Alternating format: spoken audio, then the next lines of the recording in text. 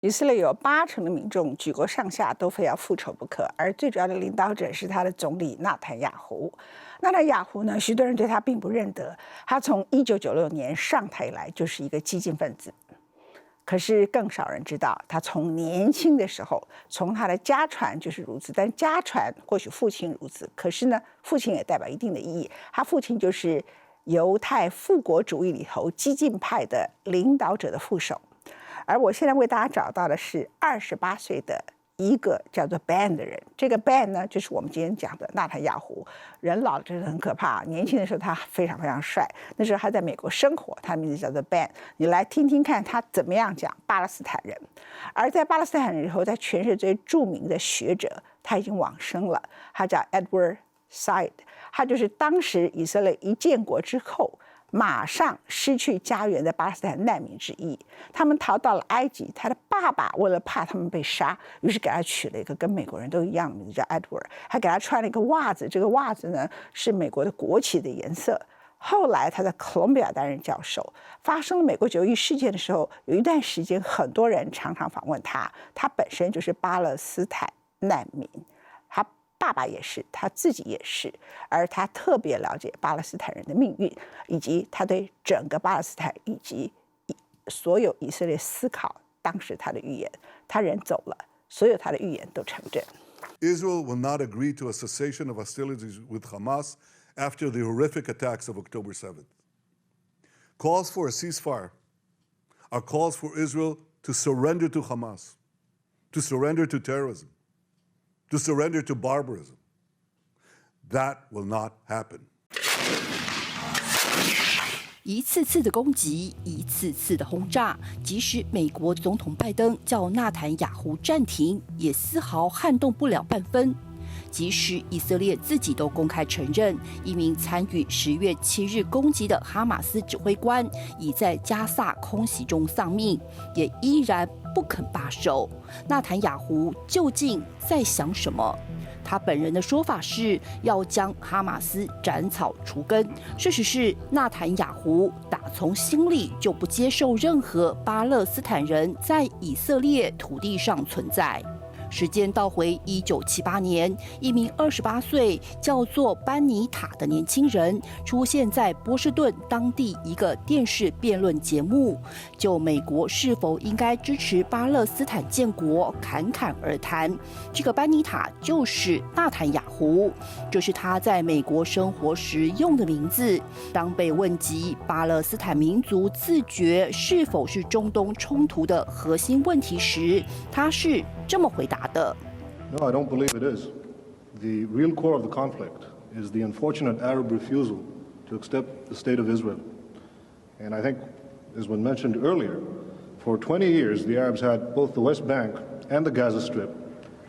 And if self-determination were, as they now say, the core of the conflict, they could have easily established a Palestinian state then, but they didn't. When did the issue arise then? Well, for 20 years, we didn't hear a word about self-determination. And in fact, what we did hear, those of us living in the Middle East, was about driving the Jews into the sea. Do the Palestinians have a right to a separate state? No, I don't think they do. The Palestinians themselves, in the Palestinian National Covenant, the very first article, say that the people of Palestine, quote, are part of the Arab nation. Well, let's look at the Arab nation. It has 21 states, an area roughly the size of the United States, and 1/6 of the entire world's wealth. Now add to that the fact that there already exists a Palestinian state, and that is Jordan, 60% of whose population is Palestinian. I think it's quite interesting that Yasser Arafat and King Hussein, who are bitter enemies, agree on one thing, that Jordan is a Palestinian state. So what we're talking about is a demand for a 22nd Arab state and a second Palestinian state. I think the United States should oppose the creation of a Palestinian state for several reasons. The first one being that it is unjust to demand the creation of a 22nd Arab state and a second Palestinian state at the expense of the only Jewish state. I think it also would defeat the hopes of those moderate Palestinians who genuinely want to reach a peace accommodation with Israel. 纳坦雅胡对两国方案的厌恶源自于他的父亲。他的父亲本席安·纳坦雅胡是犹太复国主义激进派领导人贾包金斯基的助手。在他父亲心里，认为历史上整个巴勒斯坦都应该属于以色列。后来，纳坦雅胡成为以色列任期最长的总理。他在1996年首次上台，中间曾短暂被巴拉克取代，但是又在2009年重新掌权，并且在过去的14年里当了13年总理。在他的统治下，犹太占领区大举扩张，对巴勒斯坦人的镇压也更加明目张胆。即使10月7日哈马斯发动攻击之前，今年就已经创下约旦河西岸巴勒斯坦人死亡人数最多的一年。截至10月以前，有超过150名巴勒斯坦人被以色列军方杀死，其中38名是儿童。然而，早在纳坦雅胡第一次上台之前，20世纪最重要流亡学者、美籍巴勒斯坦裔的哥伦比亚大学教授萨伊德就已经预见以色列和巴勒斯坦的未来。在全世界赞扬奥斯陆协定的时候，他逆风公开抨击，说奥斯陆协定对巴勒斯坦人而言是一笔失败的交易。I think peace is very good, of course, and I'm for it. Unfortunately, the Palestinian side of the whole equation, you know, the peace that was signed in Washington. What I meant, obviously. Yeah, well, that has been a tremendous, to me at least, tremendous disappointment, and I think it expresses more a capitulation on the Palestinian side than it does an achievement towards peace. I think what Arafat got was a tiny pair of enclaves, one of which, Gaza, the Israelis have been trying to get rid of for a long time, and the other, Jericho, is a 50 square mile area, which he supposedly controls. But in fact, the Israelis are still there. But if you looked at the reality, why isn't it a good idea for the Palestinians or the PLO to make that a deal? Well, there are two reasons to give, to respond to that. One is it wasn't the only alternative. There was a whole series of alternatives starting back in the 70s, some of which I was associated with, that Arafat and his group turned down out of, I think, stupidity.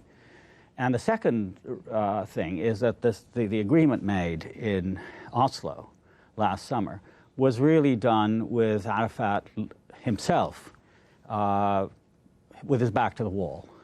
He had isolated himself. He had made foolish mistakes, beginning with the Gulf War. He was at a low ebb in terms of popularity and money and so on and so forth. So I think the agreement was a way of saving himself rather than thinking of his people. And, you know, the obvious parallel is Mandela in South Africa, who never wavered from his principles, although he was in jail for 27 years, and said, listen, what we want in the end is one person, one vote. We want the end of apartheid. Now, nothing in the agreements that Arafat has signed, whether Oslo or Cairo or whatever, says anything about the end of occupation. The Israelis are still there. The armies are still there. The settlements are still there. The settlements are increasing in size and number. In the months that he signed the agreements in September until now, the Israelis have confiscated another 20,000 acres of Palestinian land. So it's a terrible deal. 萨伊德在1977年至1991年间担任巴勒斯坦全国委员会的议员，但因后来在政治上与当时巴解主席阿拉法特立场相反，最后选择辞职。他早就看穿美国的和平进程终将成为阻止巴勒斯坦建国的现实。Government in Israel today is not in favor of increasing the number of settlements. That's not their policy. But they have increased the number of, not the number, but they've increased the size of the settlements. That they're willing to withdraw from some of those settlements and draw none new of that, maybe those right around Jerusalem. Well, why hasn't any of that been undertaken in writing? You see, I mean, we're talking about solemn international agreements in which Israel doesn't even admit that it's an occupying power. Israel simply talks about itself as an administrative power, but the reality on the ground is that Palestinians are being more divided on the West Bank through these settlements, which into about 10 cantons. They're like, divisions on the West Bank, where the settlements are contiguous to each other through the road system, but the Palestinians have to go through Israeli barricades to reach other Palestinian settlements. Now, I'm simply saying it's not a prognosis for an optimistic look to the future. What they're laying the seeds for, I think, is a postponement of the conflict rather than the reconciliation that you and I want and that I would expect from the Israelis as the more powerful. Now, we've recognized them. We've recognized their existence. They haven't recognized our national. Are you saying you somehow think the Israelis want to colonize the Palestinians? Well, I think they want them in a subservient place. 萨义德在2003年因白血病病逝，在他逝世20年后，证明他说的全是对的。These days in Gaza, hope is in short supply. But amid the darkness, I find moments of light.